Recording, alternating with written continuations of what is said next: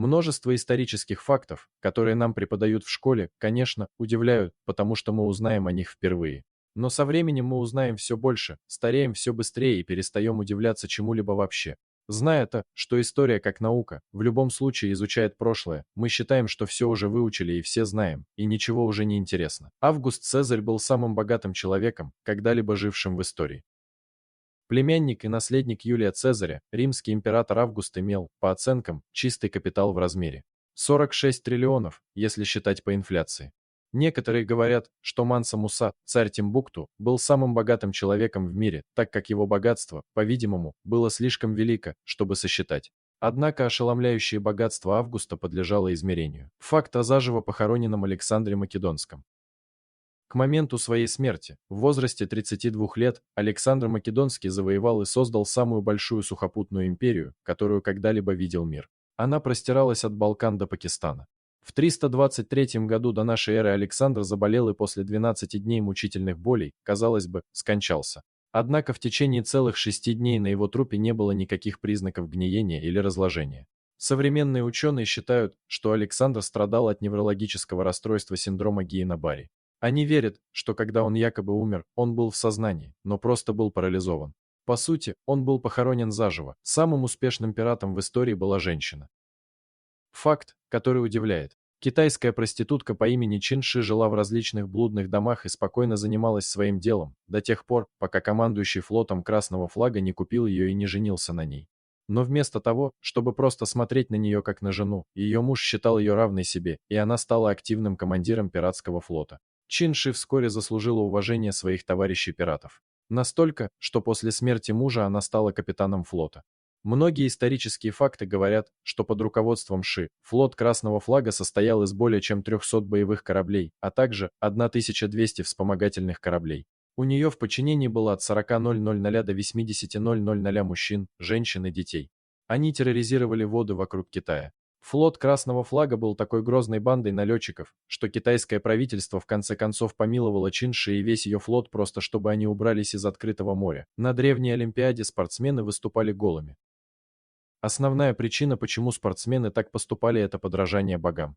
Еще один доступный вариант это то, что отсутствие одежды помогало им легко выводить токсины из кожи путем потоотделения. На самом деле, слово гимнастика происходит от древнегреческих слов гумнасия, спортивная тренировка, упражнение, и гумнос, голый. Поэтому переводится как тренироваться голым или тренироваться нагишом. Викинги были первыми людьми, открывшими Америку. За много лет до того, как Христофор Колумб открыл Америку, вождь гренландских викингов Лейф Эриксон высадился на острове Ньюфаундленд в 1000 году нашей эры. Викинги под руководством Лейфа Эриксона заселили Ньюфаундленд, а также открыли и заселили Лабрадор дальше на север в Канаде. В Люфтваффе был мастер допроса, чья тактика заключалась в том, чтобы быть максимально вежливым.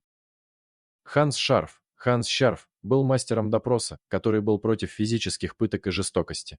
Его методы были настолько успешны, что американские военные позже включили его методы в свои собственные школы допросов. Лучшая тактика Шарфа для выжимания информации из заключенных включала в себя прогулки на природе без охраны, приготовление домашней еды, шутки, пиво и послеобеденный чай с немецкими асами-истребителями. Он даже ездил в гости к своим товарищам военнопленным и на вечеринки у бассейна. А в некоторых редких случаях даже проводил испытательные полеты немецких истребителей. В Древней Азии смерть от слона была популярной формой казни. Факты о том, что слоны очень умны и легко поддаются дрессировке, давно известны. Но также есть достоверные факты, что их, как оказалось, достаточно легко обучить на роли палачей и мучителей. Их можно было научить медленно ломать кости, ломать черепа, выкручивать конечности или даже казнить людей, используя большие лезвия, прикрепленные к их бивням. В некоторых частях Азии этот способ казни был популярен вплоть до конца XIX века. Когда Марк Крас умер, расплавленное золото полилось ему в глотку. Марк Лициний Крас был известен как самый богатый человек в Риме в течение своей жизни. Сын римского консула, Крас участвовал в гражданской войне Суллы, фактически сыграл ключевую роль в разгроме Спартака и прекращении Третьей рабской войны, а также сформировал первый триумвират вместе с Юлием Цезарем и Помпеем Великим. Будучи проницательным человеком, Крас накапливал все больше и больше богатства, и именно жажда богатства в конечном счете привела его к падению. Возглавляя свои войска в злополучном завоевании Парфи, современный Иран, Крас и его войска снова и снова подвергались жестоким нападениям со стороны парфян. После неудачных переговоров о мире с парфянскими вождями, Крас был убит. Парфяне влили ему в глотку расплавленное золото, как символ его жажды богатства. Некоторые даже говорят, что его позолоченная голова и руки были посланы парфянскому царю, чтобы он сохранил их в качестве трофеев своей победы над Красом и Римом. Германия ежегодно обнаруживает 2000 тонн неразорвавшихся бомб. В ходе Второй мировой войны союзные армии сбросили на оккупированную нацистами Европу около 2,7 миллиона тонн бомб, фактически половину того, что приземлилось на Германию. Прежде чем в Германии могут начаться какие-либо строительные работы, земля должна подвергнуться обширным исследованиям в поисках неразорвавшихся боеприпасов. Иногда бомбы обнаруживаются естественным путем. Один пример был в 2011 году. 45 000 человек были эвакуированы из своих домов, когда в результате засухи была обнаружена бомба-блокбастер весом почти 2000, лежащая в русле реки Рейн в центре Кобленца. Поющая поздравительная открытка обладает большей компьютерной мощью, чем вся союзная армия времен Второй мировой войны. Можно запросто поспорить, что Гитлер, Черчилль, Сталин и Рузвельт убили бы за то, чтобы заполучить в свои руки одну из таких открыток.